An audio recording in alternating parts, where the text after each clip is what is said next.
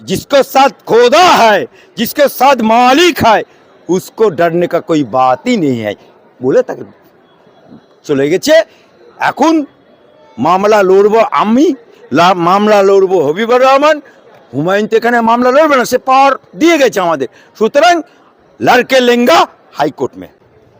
4 তারিখে মমতা ব্যানার্জি ওকে মসজিদ করার দায়ে দল থেকে বহিষ্কার করলো কে? গেঞ্জি পরা মুসলমান ফিরাদ হাকিম। দায়ে কে? মুসলমান। বাঁয়ে কে? মুসলমান। মাঝখানে কে? মুসলমান। গেঞ্জি পরা ফিরাদ হাকিম। অর্থাৎ লোহে সে লোহে কাটতা है, काट से लोही नहीं काटता है। মোচমানকে দিয়ে মোচমান কাটলো। কই মমতা ব্যানার্জির হুকুম ক্ষমতা হলো না যে রাজ্যের সভাপতি সুব্রত বক্সিকে দিয়ে বা মুর্শিদাবাদ জেলার সভাপতি ঘাসি ছিল। তার মানে মোচমান দিয়ে মোচমানকে কাটো, কাঁটা দিয়ে কাঁটা তোলো।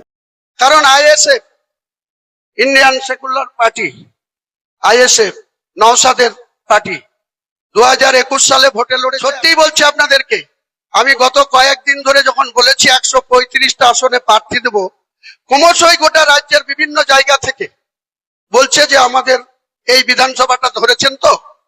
আমি বললাম দেখতে হবে। তো বলছে না না, আমাদেরকেও এই বিধানসভাটা আমরা লড়বো, আপনাকে প্রার্থী দিতে হবে।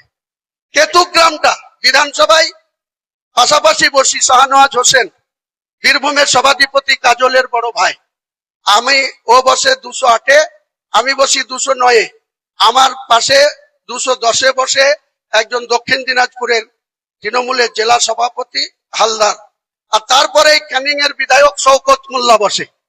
তো আমরা পাশাপাশি বসি। আপনাকে স্বার্থপর হতে হবে।